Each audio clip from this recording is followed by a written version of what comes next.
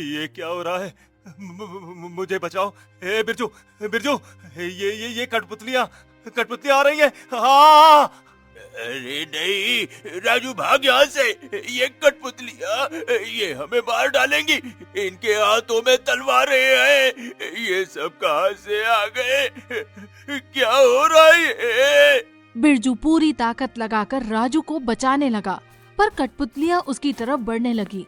फिर कठपुतलियों ने राजू को पकड़ा और घसीटते हुए जंगल की ओर ले जाने लगी। ये सब देखते ही बिरजू ने वहाँ से भागना ही ठीक समझा। इतनी देर हो गई है और बाहर बारिश भी इतनी तेज है। अब तक तो इन्हें घर पहुँच जाना चाहिए था। मम्मी, आप इतना परेशान मत होइए, पापा जल्दी आ जाएंगे। बारिश की वजह से कहीं रुक गए होंगे। राधिका ने माँ को कसकर गले लगा लिया। घड़ी की सुइयां रात के 10 बजा रही थी। बाहर कड़कती बिजली और मूसलाधार बारिश हो रही थी, पर सुनीता की नजर अभी भी दरवाजे पर टिकी हुई थी। बिरजू अभी तक बाजार से नहीं लौटा था और हर गुजरता पल उसकी बेचैनी को और बढ़ा रहा था। क्या मुझे बाहर जाकर देखना चाहिए? किसी से मदद मांग लूं? रात का समय है, कुछ भी हो सकता है। सुनीता मन में हिम्मत इकट्ठा कर ही रही थी कि उसी वक्त दरवाजे पर जोरदार आवाज हुई।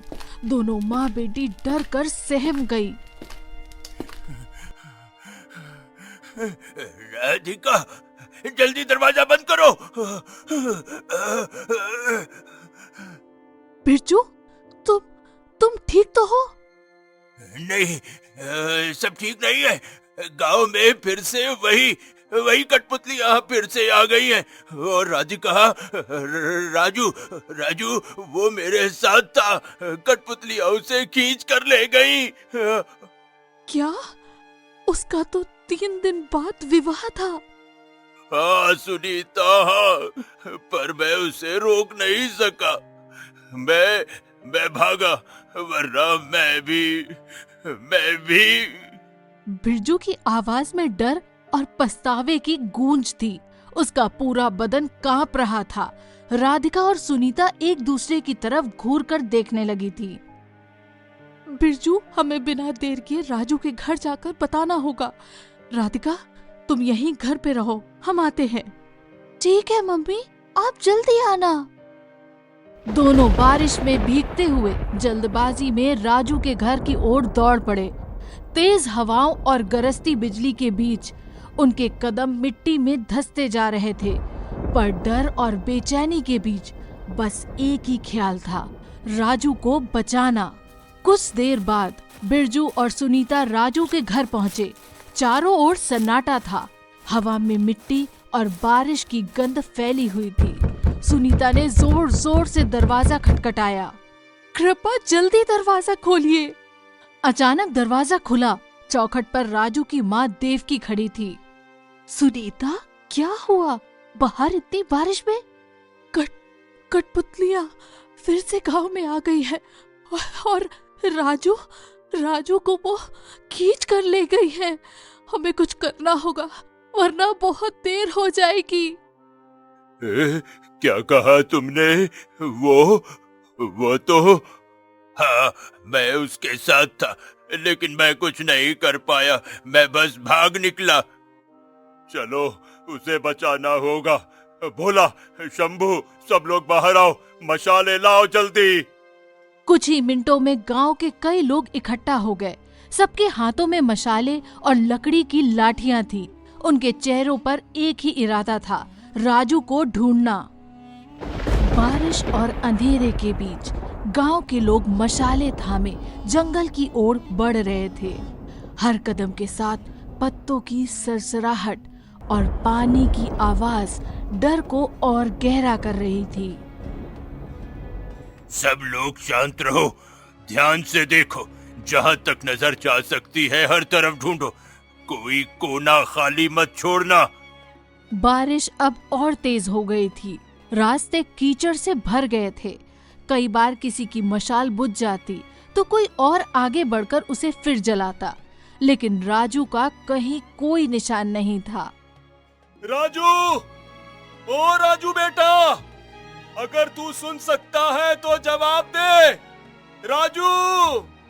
हर पुकार बस जंगल की गहराई में गुम हो जाती थी। तभी अचानक बिरजू के कदम किसी चीज से टकराए। वो झुककर देखने लगा। रुको, ये क्या है? सबकी नजरें नीचे गईं। कीचड़ में फंसा हुआ एक कपड़े का टुकड़ा पड़ा था, वही नीली कमीज जो राजू ने शाम को पहनी थी।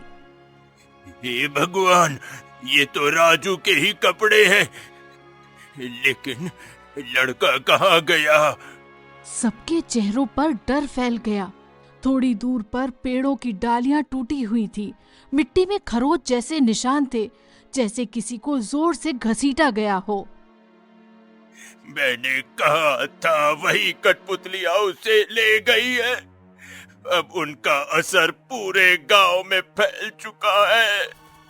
गांव वाले धीरे धीरे पीछे लौटने लगे। बारिश फिर से तेज हो चुकी थी। मशालें एक एक कर बुझ रही थी। किसी को समझ नहीं आ रहा था उस श्राप का अब क्या असर होगा। सुबह की हल्की धूप गांव की गलियों में उतरी, लेकिन माहौल भारी था। चौपाल में गांव के बड़े बुजुर्ग, औरतें और बच्चे सब इकट्ठा थे। बीच में देवकी अपने बेटे की नीली कमीज को सीने से लगाकर जोर जोर से रो रही थी। हवा में सिसकियों और बारिश के बाद की मिट्टी की गंध घुली हुई थी। मेरा बेटा, मेरा राजू, वो तो बस थोड़ी देर के लिए गया था। उसका तो 3 दिन बाद विवाह था। मेरा बेटा अब इस दुनिया में नहीं रहा, लेकिन संकट अभी टला नहीं है। अब इन कठपुतलियों से कौन लड़ेगा? करीब 50 साल पहले भी यही संकट इस गांव में उतरा था। कहते हैं कि ये सब एक कठपुतली कार की रचना थी जो तांत्रिक कला में निपुण था। गांव वालों ने उस पर झूठा इल्जाम लगाकर उसे मार डाला। मरने से पहले उसने श्राप दिया था, तुम्हारे ही घरों की मिट्टी से वो लकड़ी उगेगी जो एक दिन तुम्हारी शक्लें धारण करेगी। और तभी से इस मिट्टी में पड़ी लकड़ियों से ये जिंदा कठपुतलियां जन्म लेने लगी, जो रात में उठती हैं और जो भी उनके सामने आता है उसे खींचकर अपने बीच समा लेती है। चौपाल में बैठे सब लोग एक दूसरे की ओर देखने लगे। गांव में डर की फुसफुसाहट फैल गई। विनोद सच कह रहा है, लेकिन ये कहानी यहीं खत्म नहीं होती। जब ये संकट पहली बार गांव में आया था, तब हमारे पुरखों ने इन कठपुतलियों से मुक्ति पाने का एक उपाय खोजा था। कहा जाता है कि एक जादुई कुल्हाड़ी थी जिसे एक सिद्ध साधु ने अपने मंत्रों से अभिमंत्रित किया था। क्या उसी कुल्हाड़ी से इन कठपुतलियों को नष्ट किया गया था? हाँ, उसी कुल्हाड़ी ने इन श्रापित कठपुतलियों की डोरें काटी थी। लेकिन जब संकट टल गया तो साधु ने कहा था कि अगर ये कुल्हाड़ी गलत हाथों में गई तो विनाश तय है। इसलिए उसे छिपा दिया गया, जंगल के उस हिस्से में जहां सिर्फ वही पहुंच सकता है जिसके मन में भय नहीं भक्ति हो, जिसके भीतर क्रोध नहीं करुणा हो। तो वो कुल्हाड़ी अब कहाँ है? कहते हैं वो धर्माड़ा के जंगल में है। एक ऐसा जंगल जहां जाने की हिम्मत आज तक किसी ने नहीं की। जो गया वो कभी नहीं लौटा। चौपाल में सन्नाटा छा गया। सबके चेहरों पर एक ही सवाल था, अब क्या किया जाए? अगर वहीं से मुक्ति का रास्ता निकलता है तो हमें वहां जाना ही होगा। हाँ, मैं चलूंगा। अगर उस कुल्हाड़ी से ये संकट टल सकता है तो चाहे धर्माड़ा का जंगल ही क्यों ना हो, मैं जाऊंगा। ठीक है, आज रात विनोद, बिरजू और मैं उस जंगल की तरफ चलेंगे। तीनों के चेहरों पर डर नहीं, बल्कि एक ठान ली हुई नीति थी। सूरज की किरणें अब मिट्टी से ऊपर उठ रही थी और उसी के साथ शुरू हो रहा था गांव का अगला अध्याय। जहां डर से लड़ना ही जीने का एकमात्र रास्ता था। शाम ढल चुकी थी। धीरे धीरे बिरजू, विनोद और मुखिया हाथों में मशाले लिए धर्माड़ा के जंगल की ओर बढ़ रहे थे। चारों तरफ घना अंधेरा था।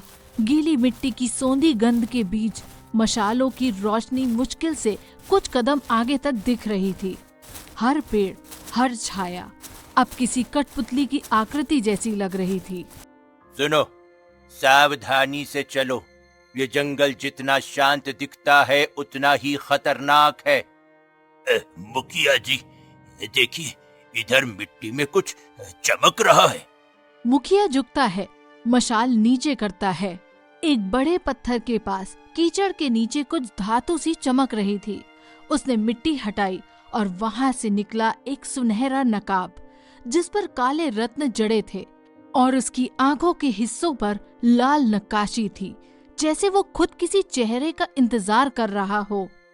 इसे मत छूना, ये किसी शापित चीज जैसी लगती है। ऐसी चीजें अक्सर आत्माओं की होती हैं।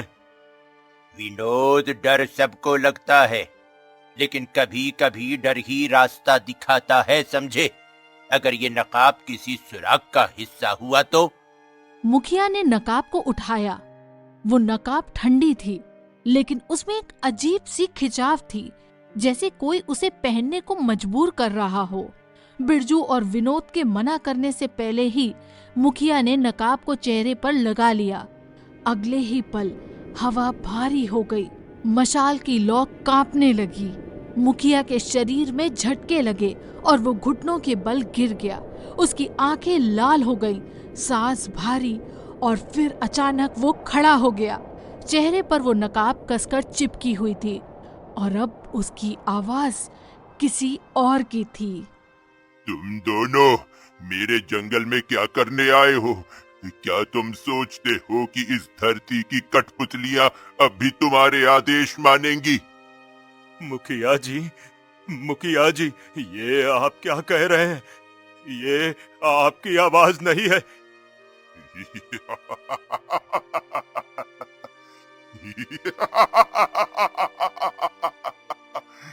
मैं अब वो नहीं जो था, और तुम दोनों बस मेरे मंच के नए किरदार हो।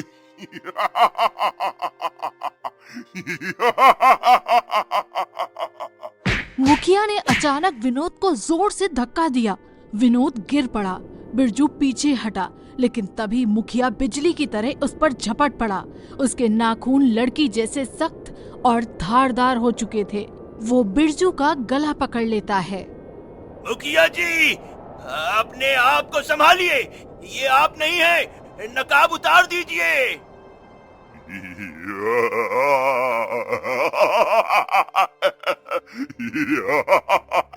अब मैं नहीं उतार सकता, ये मेरा है। वो उसे जमीन पर पटकता है। मशाल गिरकर बुझ जाती है। अंधेरे में सिर्फ विनोद की आवाज गूंजती है। बिरजू, नकाब खींचो, उसने मुखिया को अपने कब्जे में कर लिया है। बिरजू कांपते हाथों से आगे बढ़ा और मुखिया उसे मारने के लिए उसके ऊपर कूदा, लेकिन बिरजू ने पूरी ताकत से नकाब पकड़कर खींच लिया। नकाब गिरते ही मुखिया जमीन पर गिर पड़ा। मुखिया जी, आप ठीक तो हैं? मुझे कुछ याद नहीं, क्या हुआ था? वो नकाब किसी अंधेरी शक्ति का माध्यम था। उसने आपको अपने कब्जे में कर लिया था मुखिया जी। हमें सावधान रहना होगा, ये जंगल बहुत अजीब है। बिरजू झुककर नकाब उठाता है। नकाब की आंखों में अब भी हल्की लाल चमक निकल रही थी, लेकिन उसने कांपते हाथों से उसे पास की गीली मिट्टी में गाड़ दिया और उस पर मिट्टी डाल दी। अगर ये जंगल की शुरुआत है तो सोचो अंदर क्या छिपा है। अब पीछे लौटने का सवाल ही नहीं।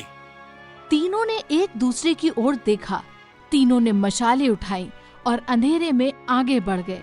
जहां हर पेड़ की छाया अब किसी चेहरे जैसी लग रही थी। रात का सन्नाटा अब चीखों के शोर में बदल चुका था।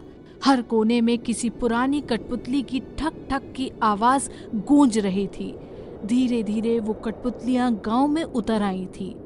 फटी आंखें, टेढ़े मुंह और हाथों में लोहे की तलवारें लिए वे ऐसे चल रही थीं जैसे किसी अदृश्य डोर से नियंत्रित हों। हर कदम पर मिट्टी में उनकी परछाई लंबी होती जा रही थी। राधिका, चुप रहो बेटा, आवाज मत करो, भगवान से प्रार्थना करो। तुम्हारे पापा और गांव के लोग जादुई कुल्हाड़ी लेने गए हैं, वो लौटेंगे, वो जरूर लौटेंगे। माँ, बाहर कुछ चल रहा है। वो लकड़ी की आकृतियां खिड़की के पास है। उनकी आंखें जैसे मुझे देख रही हो। खिड़की के बाहर एक कठपुतली धीरे धीरे सिर घुमाकर भीतर झांक रही थी और वो अपने हाथों के हथियार से बार बार खिड़की पर वार कर रही थी। साथ ही उसके लकड़ी के होंठ हिल रहे थे, मानो कुछ फुसफुसा रही हो। सुनीता अब और इंतजार नहीं कर सकी। वो राधिका का हाथ पकड़कर घर से बाहर निकली। बारिश थम चुकी थी, पर हवा में धुएं और डर की गंध तैर रही थी। गांव के कई लोग सड़कों पर दौड़ रहे थे। किसी की छत टूट चुकी थी क्योंकि ढेरों कठपुतलियां किसी का दरवाजा तोड़ रही थी तो किसी की छतों पर चढ़ी हुई थी। सब लोग सुनो, अपने घरों से निकलो और चौपाल की ओर आओ। वहां हम सब इकट्ठा होंगे। कठपुतलियां अकेले लोगों को निशाना बना रही हैं। हमें एकजुट होना पड़ेगा। मेरा बेटा, मेरा छोटा मोहन, उसे वो लकड़ी के हाथ पकड़ ले गई। अब और कोई नहीं जाएगा। सब साथ रहो, चौपाल में चलो। वहां पत्थर की दीवारें चारों ओर है। वो जगह सुरक्षित है। करीब 10-15 लोग मशालों के सहारे चौपाल की ओर बढ़ने लगे। हर मोड़ पर एक पुरानी कठपुतली दिखाई देती, कभी पेड़ से लटकी हुई, कभी आधी मिट्टी में गड़ी हुई, जैसे वे उन्हें देख रही हों पर हमला न कर रही हों, मानो किसी आदेश का इंतजार कर रही हों। माँ, ये सब रुकी हुई क्यों है? ये हमला क्यों नहीं कर रही? क्योंकि उन्हें कोई चला रहा है और शायद वो व्यक्ति अभी उन्हें देखने में लगा है। जैसे ही वे चौपाल पहुंचे, अंदर पहले से कुछ और गांव वाले छिपे हुए थे। मंद दीपक की लौ कांप रही थी। सुनीता बहू, अब क्या करेंगे हम? वो लकड़ी के पुतले गांव के हर कोने में हैं। डरने से कुछ नहीं होगा। जो बाहर है उन्हें बचाने की कोशिश करेंगे, लेकिन सब लोग दरवाजे बंद रखो और कोई अकेला बाहर मत जाना। माँ, पापा जरूर आएंगे ना? हाँ बेटा, वो धर्माड़ा के जंगल में गए हैं जादुई कुल्हाड़ी लेने। वही कुल्हाड़ी जो इन पुतलों की डोर को काट सकती है। अगर वो कुल्हाड़ी सच में अस्तित्व में है तो वही हमारी आखिरी उम्मीद है। हे भगवान, उनके हाथों को शक्ति देना, कदमों को सही राह देना। चौपाल के बाहर वे कठपुतलियां दीवारों पर चढ़ने की कोशिश कर रही थी, क्योंकि चौपाल के भीतर मौजूद गांव वाले उनका निशाना थे। एक कठपुतली दीवार को लांघकर दरवाजे के सामने आकर रुक गई। उसका सिर धीरे धीरे घूम रहा था, जैसे वो भीतर की आहट सुन रही हो। उसकी लकड़ी की उंगलियां दरवाजे पर रगड़ने लगी। कुर कुर हर ध्वनि किसी के दिल की धड़कन से टकरा रही थी। माँ, वो बाहर है। कुछ मत बोलो, सब दीपक बुझा दो, एकदम शांत रहो। पूरा चौपाल अंधेरे में डूब गया। बाहर कठपुतलियों की परछाइयां दीवारों पर चढ़ने लगी थी। दूसरी ओर रात धीरे धीरे अपने गहराई पर उतर रही थी। धर्माड़ा का जंगल अब किसी और लोक जैसा प्रतीत हो रहा था। चारों ओर नीली रोशनी की लहरें पेड़ों की डालियों से उतर रही थी, मानो खुद प्रकृति किसी रहस्य को छुपाए बैठी हो। बिरजू, मुखिया और विनोद तीनों सावधानी से आगे बढ़ रहे थे। मुखिया जी, क्या ये सच में वही जंगल है जिसके बारे में सुना था? ये तो किसी जादुई लोक जैसा लगता है। शायद यही जगह है विनोद, जहां धरती और आकाश के बीच की सीमाएं मिट जाती हैं। आगे कुछ तो है जो हमें यहीं तक खींच लाया है। पर रास्ता तो अब खत्म सा लग रहा है। आगे कुछ दिखाई नहीं दे रहा। तीनों कुछ कदम और बढ़े। अचानक उनके सामने की झाड़ियों के पीछे से एक विशाल पत्थर का दरवाजा दिखाई दिया। दरवाजे पर जड़े थे चमकते हुए चिन्ह जो हर पल रंग बदल रहे थे, कभी नीले, कभी सुनहरे, कभी पारदर्शी। दरवाजे के ऊपर लिखा था, साहस से चलोगे तो राह मिलेगी। साहस से चलोगे मतलब क्या? ये दरवाजा अपने आप खुल जाएगा? शायद ये जगह हमारी नीयत और हिम्मत दोनों को परखना चाहती है। अरे जो भी करना है जल्दी करो, हमारे पास समय बहुत कम है। न जाने हमारे बाद गांव का क्या हाल हो रहा होगा। मुखिया ने दरवाजे पर हाथ रखा। अचानक दरवाजा हल्का सा चमका और उसके बीचों बीच एक सुनहरी लकीर उभर आई। वो लकीर धीरे धीरे फैलने लगी और अगले ही पल दरवाजा खुल गया। दरवाजे के पार दिखाई दिया एक लंबा लकड़ी का पुल जो एक गहरी खाई के ऊपर लटक रहा था। नीचे कोई जमीन नहीं, बस चमकता हुआ धुंधला नीला आकाश, जैसे खाई नहीं किसी दूसरे लोक का प्रवेश द्वार हो। हे भगवान, ये पुल तो हवा में लटक रहा है। अगर जरा भी डगमगाया तो नीचे कुछ नहीं। ये बिरजू, ये डरने का नहीं, भरोसा रखने का समय है। ये पुल शायद हमारे मन की स्थिरता पर टिका है। हाँ, मतलब अगर डर गए तो पुल टूट सकता है। मैं तो बस हौसला बढ़ाने के लिए बोल रहा हूँ। पुल अगर टूटा तो हम लोगों का खेल यहीं खत्म। मुखिया ने आगे बढ़कर पहला कदम रखा। लकड़ी के तख्ते ने हल्का सा झटका दिया, लेकिन फिर खुद को स्थिर कर लिया। पुल की रस्सियां हल्की ढीली होने लगी, पर बिरजू और विनोद भी पीछे पीछे बढ़े। नीचे से नीली हवा उठती और कभी कभी पुल के किनारे को लहराती। मुखिया जी, ये देखिए, हमारे पीछे पुल का हिस्सा टूट रहा है। वाकई पीछे पुल का एक हिस्सा धीरे धीरे टूटने लगा था। अरे अब क्या करें? लौट भी नहीं सकते। जल्दी भागो। जल्दी करो वरना सब मारे जाएंगे। मुखिया ने गहरी सांस ली और आगे की ओर भागा, और वहां भी लकड़ी का तख्ता खत्म था।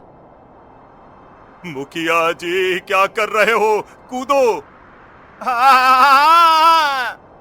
पीछे से पुल धीरे धीरे टूटने लगा। पहले एक तख्ता, फिर दूसरा, और फिर पूरा हिस्सा झूल गया। तीनों अब जान बचाने की दौड़ में थे। पुल के दूसरे छोर पर पहुंचते ही उन्होंने छलांग मारी। उनके पैर जैसे ही जमीन पर पड़े, पीछे का पूरा पुल भयंकर आवाज के साथ धंस गया। अरे, जरा भी देर हो जाती तो। बस एक ही पल बचा था। हम कुल्हाड़ी के करीब हैं। तीनों ने एक दूसरे की तरफ देखा।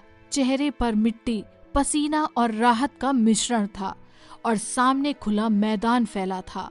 पुल को पार करके अब उनके सामने था जंगल का सबसे घना हिस्सा। तीनों, बिरजू, विनोद और मुखिया, धीरे धीरे आगे बढ़ रहे थे। मशाल की धधकती रोशनी में कुछ चमक रहा था। वो थी जादुई कुल्हाड़ी जो एक पत्थर की झोपड़ी पर रखी थी। उसकी धार पर चांदी जैसी चमक थी। चारों तरफ सन्नाटा और दलदल का भय फैला हुआ था। अरे देखो, वही कुल्हाड़ी, यही हमारी आखिरी उम्मीद है। लेकिन ध्यान दो, कुल्हाड़ी तक पहुंचने का रास्ता आसान नहीं है। ये दलदल, एक गलत कदम और हम कभी लौट कर नहीं आएंगे। तीनों के सामने फैला हुआ था घातक दलदल, और हर कदम पर मौत का साया मंडरा रहा था। अगर मैं सीधे जाऊं तो शायद ये दलदल मुझे निगल लेगा। हमें मिलकर ही रास्ता बनाना होगा, अकेले कोई कदम नहीं रख सकता। सही कहा, हर कदम पर मौत है, कोई दूसरा तरीका सोचना होगा। तीनों दलदल के किनारे खड़े थे। चारों तरफ कीचड़ और गहरी खाइयां। डर इतना था कि दिल की धड़कनें कानों में गूंज रही थी। ठीक है, मेरे पास एक तरीका है, बस मेरी कुल्हाड़ी चाहिए। बिरजू ने कुल्हाड़ी उठाई और पास ही खड़े मजबूत पेड़ को काटना शुरू किया। कुल्हाड़ी के तेज वारों के साथ पेड़ धड़ाम से गिरा और दलदल पर पुल बन गया। तीनों के लिए ये एकमात्र रास्ता था। उनकी आंखें फैल गई। ये साहस और उम्मीद की एक झलक थी। अरे वाह बिरजू, तुमने तो कर दिखाया भाई। अब केवल यही रास्ता बचा है, इसके ऊपर से चलो। तीनों ने सावधानी से पेड़ पर कदम रखा। हर कदम पर दिल की धड़कन तेज, सांसें भारी। सावधानी से चलना, ये दलदल पेड़ को भी निगल रहा है। हाँ, अगर थोड़ी भी चूक हुई तो हम लोगों का खेल खत्म। अरे मंजिल के इतने पास आकर गलती होने का सवाल ही नहीं बनता। लेकिन दूसरी ओर सुनीता सभी गांव वालों के साथ चौपाल के अंदर बैठी हुई थी। देखते ही देखते गांव में फैली सभी कठपुतलियां चौपाल की ओर आने लगी थी। सुनो सब लोग, डरने की जरूरत नहीं है, हम सब यहाँ सुरक्षित हैं। लेकिन बाहर देखो, ये विशाल कठपुतलियां हर रास्ते पर हमारे पास आने की कोशिश कर रही हैं। इन सब का रूप अब पहले से और ज्यादा बड़ा हो चुका है। हमें एकजुट रहना होगा, किसी को भी अकेला नहीं छोड़ना है। जैसे ही बिरजू और मुखिया आते हैं, ये खतरा खत्म हो जाएगा। हमें बस संयम और धैर्य रखना है। लोगों ने सुनीता की बातों पर ध्यान दिया। बच्चों ने माता पिता के हाथ थाम लिए। बुजुर्ग अपने स्थान पर खड़े रहे और सभी ने देखा कि कठपुतलियों के हाथ धीरे धीरे चौपाल की दीवारें पार कर चुके हैं। अचानक उस कमरे का दरवाजा टूटा। एक विशाल कठपुतली कमरे के अंदर घुसी। उसकी लकड़ी की टांगे और हाथ जैसे जीवंत हो गए हों। राधिका, भागो जल्दी यहाँ से, सबके सब भागो। सारे लोग भागे। कोई खिड़की से भागा तो कोई दरवाजे से, लेकिन उस कठपुतली ने राधिका को पकड़ लिया और जैसे ही सुनीता बचाने गई, उसे भी अपने मजबूत हाथों में जकड़ लिया। कहाँ हो तुम बिरजू, जल्दी आओ।